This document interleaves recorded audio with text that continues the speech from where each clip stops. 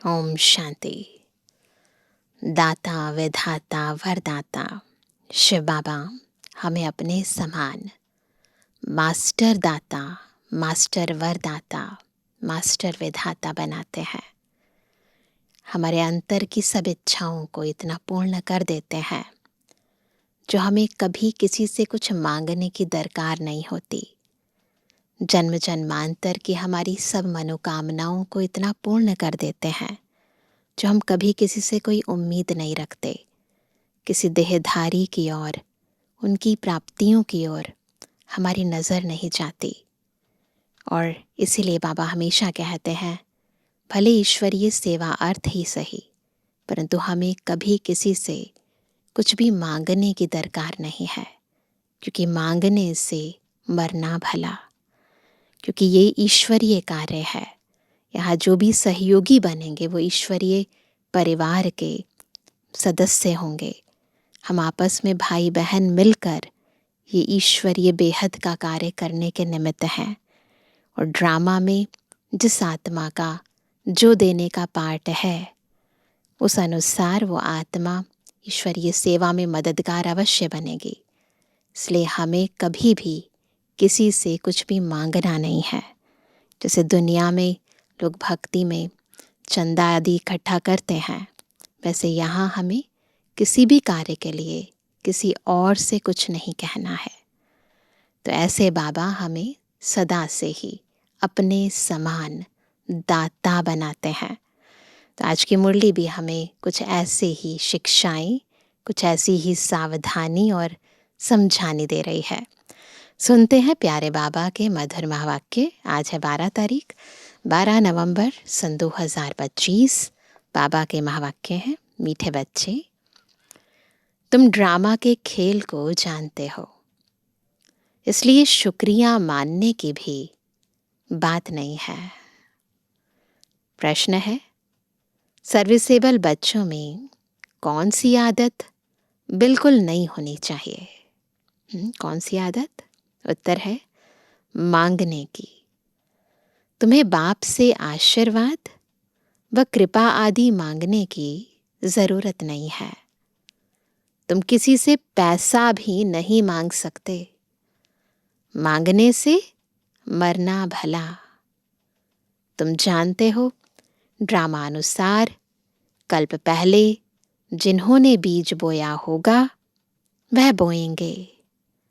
जिनको अपना भविष्य पद ऊंच बनाना होगा वह जरूर सहयोगी बनेंगे। तुम्हारा काम है सर्विस करना। तुम किसी से कुछ मांग नहीं सकते।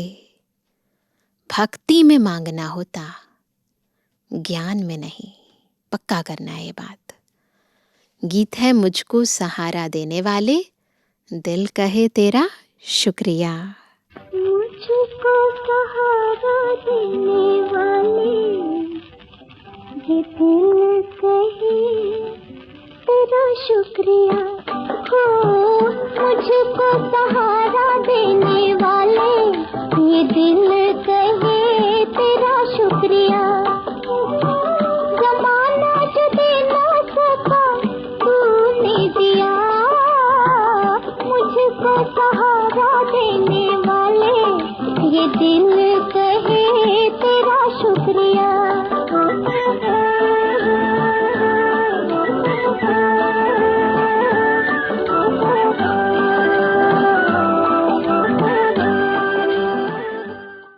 ओम शांति।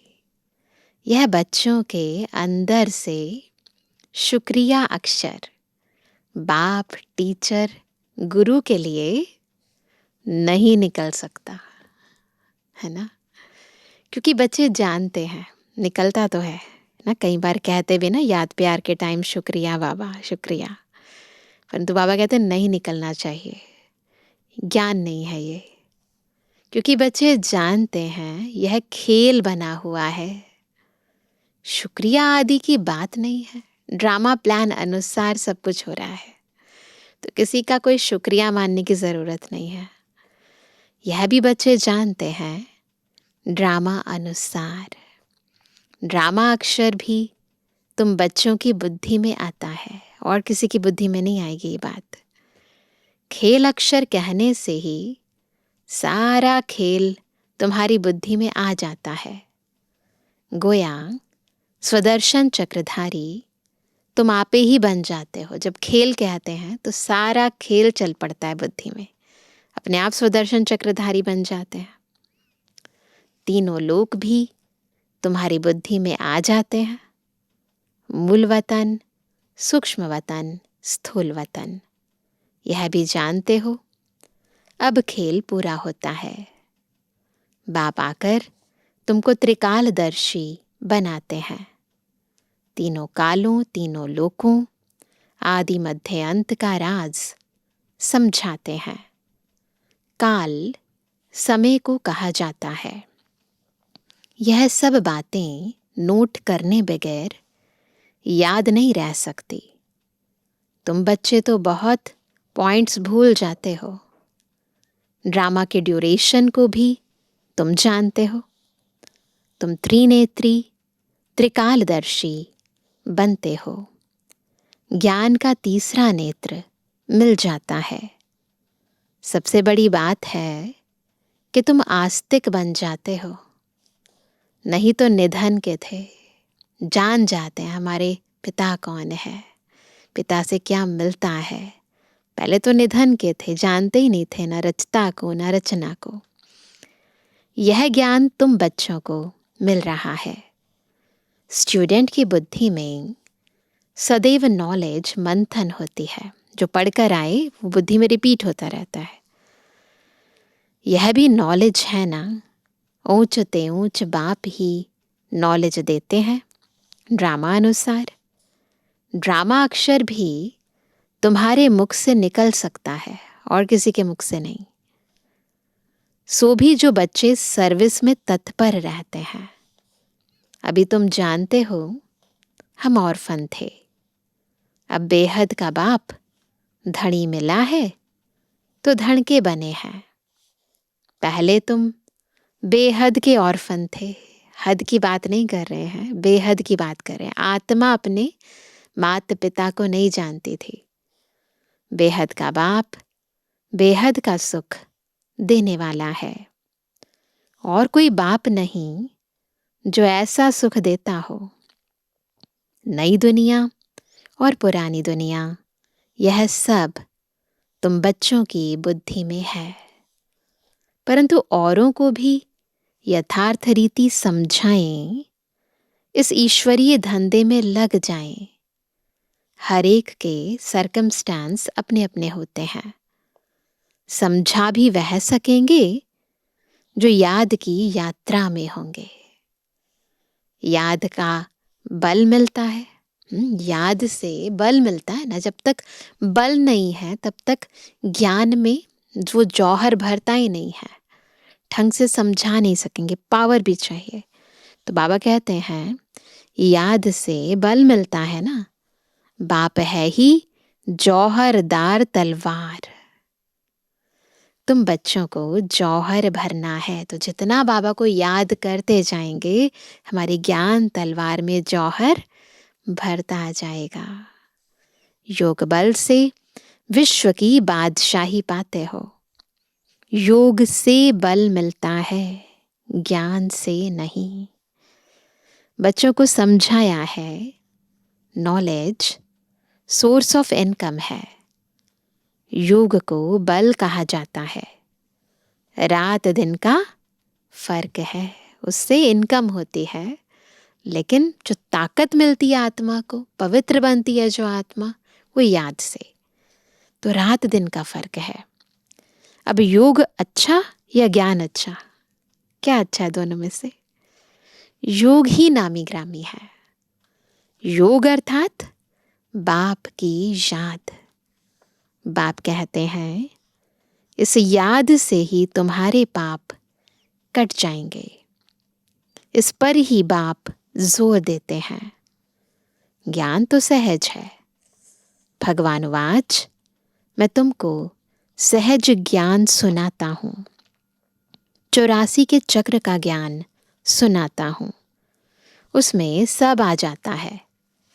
हिस्ट्री ज्योग्राफी है ना, ज्ञान और योग दोनों हैं सेकंड का काम। बस हम आत्मा है, हमको बाप को याद करना है। इसमें मेहनत है। याद की यात्रा में रहने से शरीर की जैसे विस्मृति होती जाती। जितना जितना बाबा को याद करेंगे देह का भान भूलता जाएगा। घंटा भर भी ऐसे अशरीरी होकर बैठो तो कितने पावन हो जाएं। मनुष्य रात को कोई 6 कोई 8 घंटा नींद करते हैं तो अशरीरी हो जाते हैं ना। उस समय में कोई विकर्म नहीं होता है, आत्मा थक कर सो जाती है। ऐसे भी नहीं कोई पाप विनाश होते हैं ना, रेस्ट करते हैं परंतु पाप विनाश नहीं होते। नहीं, वह है नींद। विकर्म कोई होता नहीं है। नींद ना करें तो पाप ही करते रहेंगे, क्योंकि जो भी काम करते हैं कलयुग के अंदर वो बॉडी कॉन्शियसनेस में आकर करते हैं तो विकर्म ही हो जाते हैं। तो नींद भी एक बचाव है। सारा दिन सर्विस कर आत्मा कहती है मैं अब सोता हूं, अशरीरी बन जाता हूं। तुमको शरीर होते अशरीरी बनना है। हम आत्मा इस शरीर से न्यारी शांत स्वरूप है। आत्मा की महिमा कभी नहीं सुनी होगी।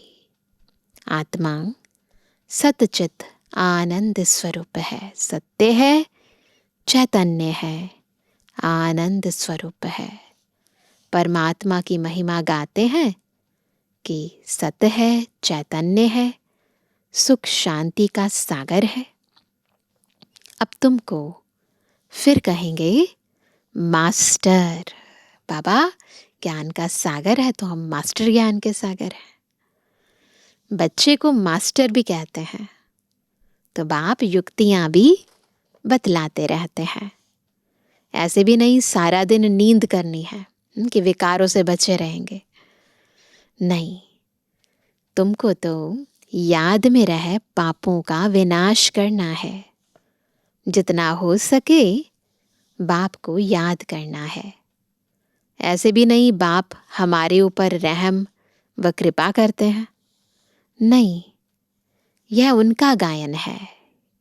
रहम दिल बादशाह, यह भी उनका पाठ है। तमो प्रधान से सतो प्रधान बनाना ये बाबा का पाठ है। भक्त लोग महिमा गाते हैं, तुम्हें सिर्फ महिमा नहीं गानी है, हमें तो याद करना ना बाबा को। यह गीत आदि भी दिन प्रतिदिन बंद होते जाते हैं। स्कूल में कभी गीत होते हैं क्या?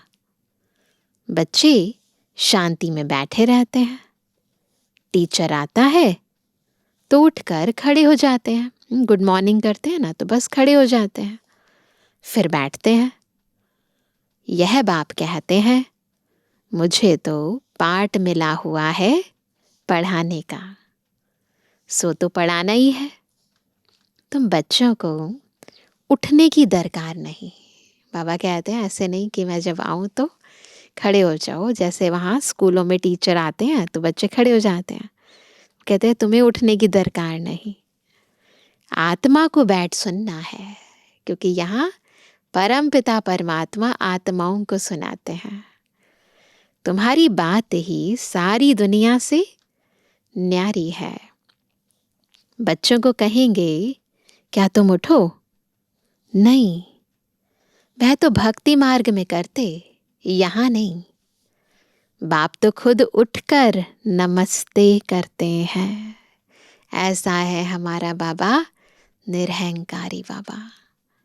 स्कूल में अगर बच्चे देरी से आते हैं तो टीचर या तो रूल लगाएंगे या बाहर में खड़ा कर देंगे, इसलिए डर रहता है टाइम पर पहुंचने का। यहाँ तो डर की बात नहीं। बाप समझाते रहते हैं, मुरलियाँ मिलती रहती हैं, वह रेगुलर पढ़नी है। मुरली पढ़ो तो तुम्हारी प्रेजेंट मार्क पड़े, है ना, अपने आप बाबा लगा देंगे, नहीं तो एब्सेंट पड़ जाएगी। क्योंकि बाप कहते हैं तुमको गूढ़े गूढ़े बातें सुनाता हूँ, तुम अगर मुरली मिस करेंगे तो वह पॉइंट्स मिस हो जाएंगी। यह है नई बातें जो दुनिया में कोई नहीं जानते। तुम्हारे चित्र देखकर ही चकित हो जाते हैं। ईश्वरीय ज्ञान और कहीं नहीं मिलता। ये चित्र खुद बाबा ने बनवाए हैं, कोई शास्त्रों में भी नहीं है। भगवान ने चित्र बनाए थे। तुम्हारी यह चित्रशाला है नई।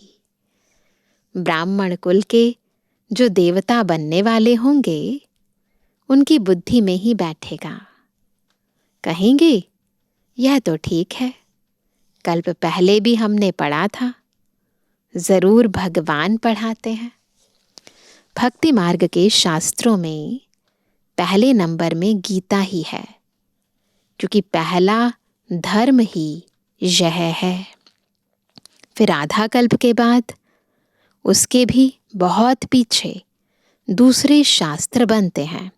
ऐसा भी नहीं है ना कि कोई धर्म स्थापन हुआ तुरंत शास्त्र बन गए, उसके भी काफ़ी टाइम के बाद शास्त्र बनते हैं। पहले इब्राहिम आया तो अकेला था, फिर 1 से 2, 2 से 4 हुए। जब धर्म की वृद्धि होते होते 1,00,000 हो जाते तो शास्त्र आदि बनते हैं। उनके भी आधा समय बाद ही बनते होंगे। हिसाब किया जाता है ना। बच्चों को तो बहुत खुशी होनी चाहिए, बाप से हमको वर्षा मिलता है। तुम जानते हो बाप हमको सारा ज्ञान सृष्टि चक्र का समझाते हैं। यह है बेहद की हिस्ट्री ज्योग्राफी। सबको बोलो, यहाँ वर्ल्ड की हिस्ट्री ज्योग्राफी समझाई जाती है, जो और कोई सिखला ना सके। भल वर्ल्ड का नक्शा निकालते हैं, परंतु उसमें यह कहाँ दिखलाते हैं कि लक्ष्मी नारायण का राज्य कब था, कितना समय चला। वर्ल्ड तो एक ही है, भारत में ही राज्य करके गए हैं, अब नहीं है। यह बातें किसकी भी बुद्धि में नहीं है। वह तो कल्प की आयु ही लंबी लाखों वर्ष कह देते। तुम मीठे मीठे बच्चों को कोई जास्ती तकलीफ नहीं देते। बाप कहते हैं पावन बनना है। पावन बनने के लिए तुम भक्ति मार्ग में कितने धक्के खाते हो, अब समझते हो। धक्के खाते खाते 2500 वर्ष गुजर गए। अब फिर बाबा आया है, फिर से राज्य भाग्य देने। तुमको यही याद है, पुरानी से नई और नई से पुरानी दुनिया जरूर होती है। अभी तुम पुराने भारत के मालिक हो ना, फिर नए के मालिक बनेंगे। एक तरफ भारत की बहुत महिमा गाते रहते, दूसरी तरफ फिर बहुत ग्लानि करते रहते। वह भी तुम्हारे पास गीत है, दोनों के हैं। महिमा का अलग गीत है और ग्लानि का अलग। तुम समझाते हो अब क्या क्या हो रहा है। यह दोनों गीत भी सुनाने चाहिए। तुम बता सकते हो कहाँ राम राज्य, कहाँ यह। बाप है गरीब निवास।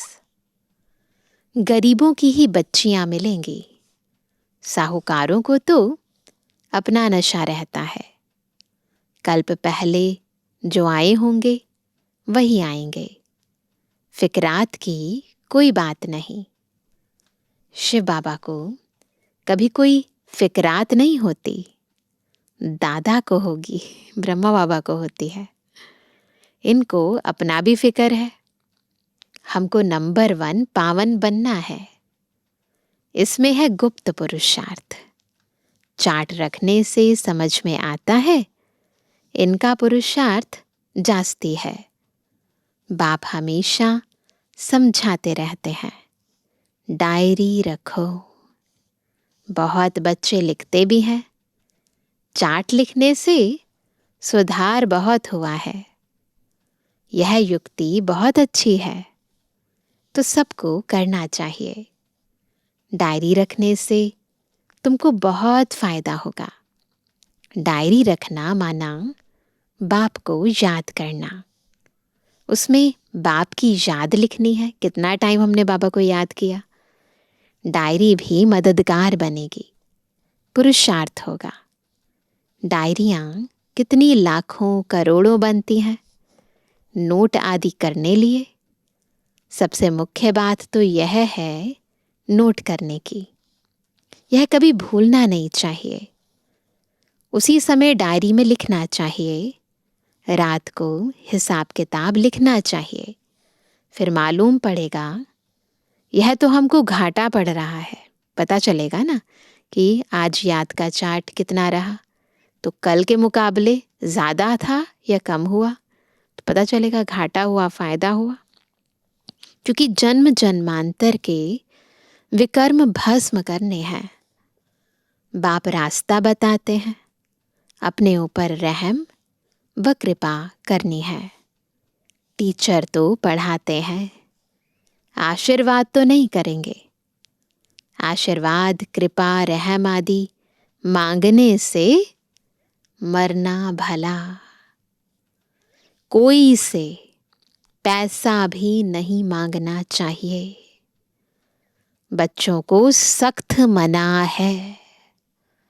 बाप कहते हैं, ड्रामा अनुसार जिन्होंने कल्प पहले बीज बोया है, वर्षा पाया है, वह आपे ही करेंगे। तुम कोई काम के लिए मांगो नहीं। नहीं करेगा तो नहीं पाएगा। मनुष्य दान पुण्य करते हैं तो रिटर्न में मिलता है ना। राजा के घर व साहूकार के पास जन्म होता है। जिनको करना होगा वह आपे ही करेंगे। तुमको मांगना नहीं है, ये पक्का कर लो। कल्प पहले जिन्होंने जितना किया है, ड्रामा उनसे कराएगा। मांगने की क्या दरकार है। बाबा तो कहते हैं, हुंडी भरती रहती है सर्विस के लिए। हम बच्चों को थोड़ी कहेंगे पैसा दो। भक्ति मार्ग की बात ज्ञान मार्ग में नहीं होती। जिन्होंने कल्प पहले मदद की है वह करते रहेंगे। आपे ही कभी मांगना नहीं है।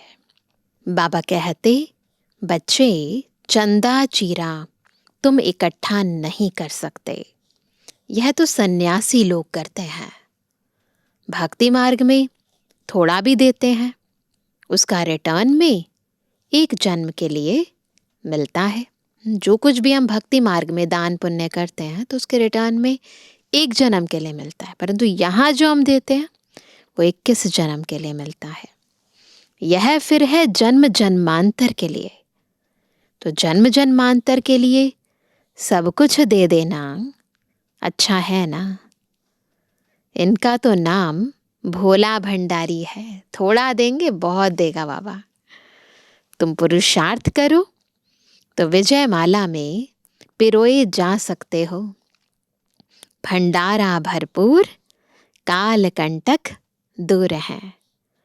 वहां कभी अकाले मृत्यु नहीं होती। यहाँ मनुष्य काल से कितना डरते हैं। थोड़ा कुछ होता है तो मौत याद आ जाता। वहां यह ख्याल ही नहीं। तुम अमरपुरी में चलते हो। यह छी छी मृत्यु लोक है। भारत ही अमर लोक था, अब मृत्यु लोक है। तुम्हारा आधा कल्प बहुत छी छी पास हुआ है।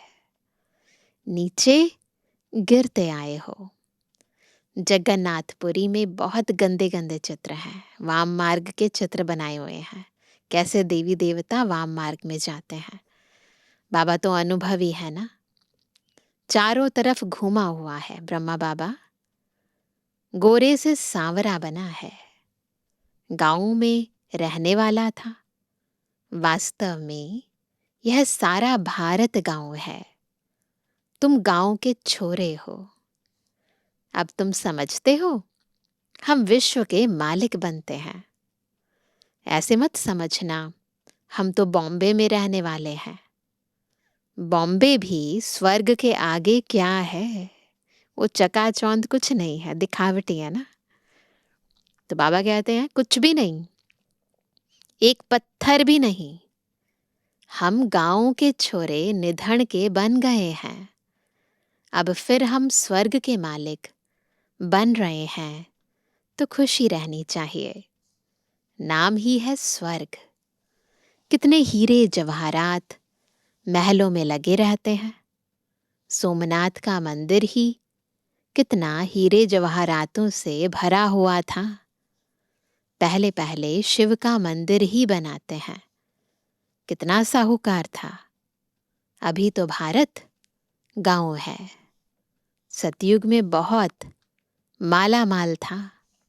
यह बातें दुनिया में सिवाय तुम्हारे, सारी दुनिया में तुम्हारे सिवाय कोई भी नहीं जानते। तुम कहेंगे कल हम बादशाह थे, आज फकीर हैं, फिर विश्व के मालिक बनते हैं। तुम बच्चों को अपने भाग्य पर शुक्रिया मानना चाहिए कि हम क्या से क्या बन रहे हैं। अपने भाग्य पर शुक्रिया मानना चाहिए। हम पद्मा पदम भाग्यशाली हैं। अच्छा, मीठे मीठे सीखे बेजोड़वानी बच्चों पिटरवानी बाप दादा का दिल जान सको प्रेम से नंबरवार प्रसाद अंसार यादगार और बनवानी। रूहानी बच्चों की रूहानी बाप दादा को गुड मॉर्निंग, नमस्ते नमस्ते नमस्ते। धारणा के लिए मुख्य सार। पहला, विकर्मों से बचने के लिए इस शरीर में रहते अशरीरी बनने का पुरुषार्थ करना है। याद की यात्रा ऐसी हो जो शरीर की विस्मृति होती जाए। दूसरा, ज्ञान का मंथन कर आस्तिक बनना है। मुरली कभी भी मिस नहीं करनी है। अपनी उन्नति के लिए डायरी में याद का चार्ट नोट करना है।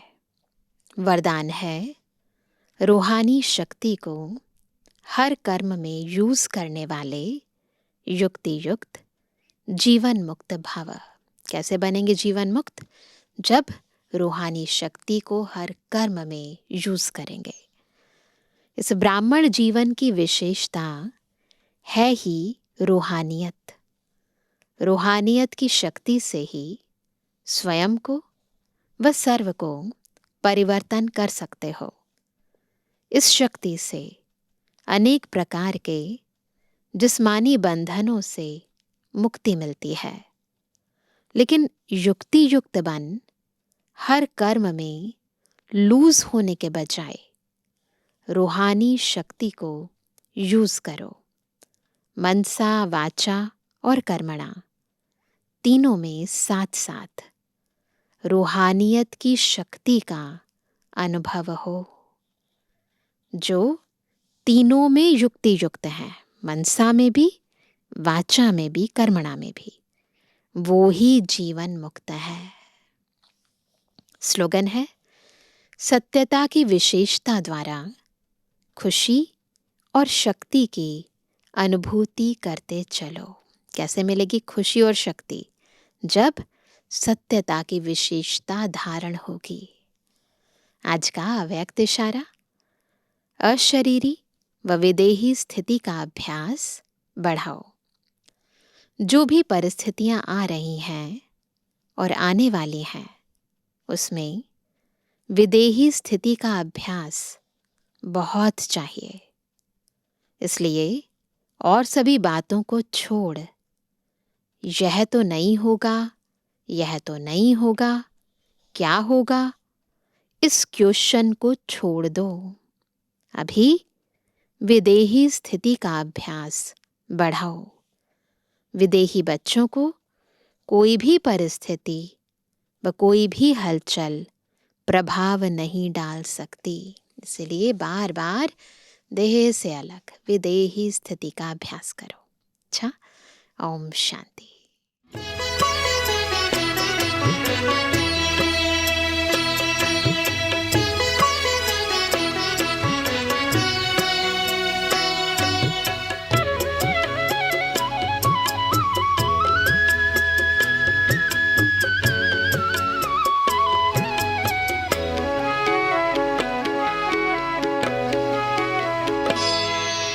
कदम कदम पर मदद तुम्हारी ये एहसास दिलाती है।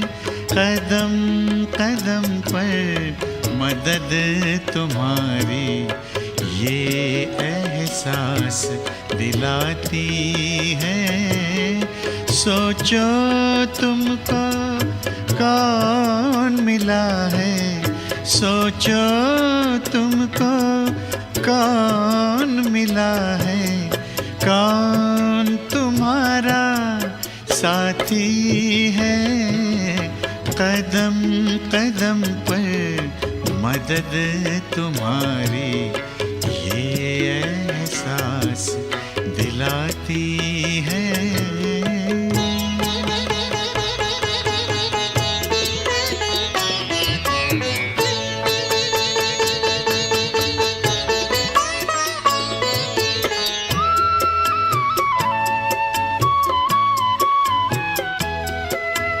पल भर जब भी होते अकेले, पास मेरे आ जाते हो। पल भर जब भी होते अकेले, पास मेरे आ जाते हो। धीमे धीमे कानों में अनहद नाद सुनाते हो। एक किरण अनदेखी आती, एक किरण अनदेखी आती, राह दिखाकर जाती है।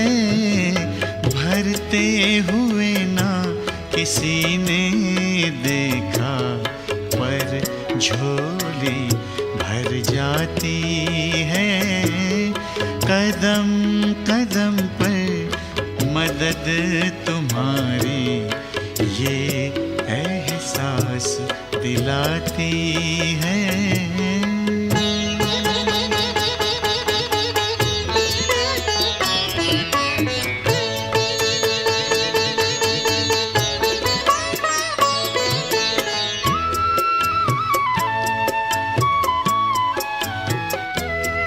एक बार कहा तुम मेरे हो, 100 बार तुम्हारा प्यार मिला।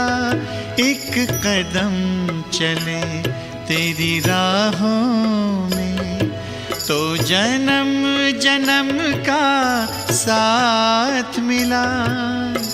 ऐसी करुणा, ऐसी ममता, ऐसी करुणा, ऐसी ममता, तेरी याद दिलाती है।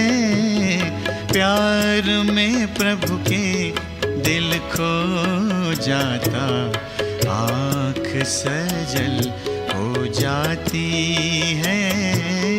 कदम कदम पर मदद तुम्हारी ये एहसास दिलाती है।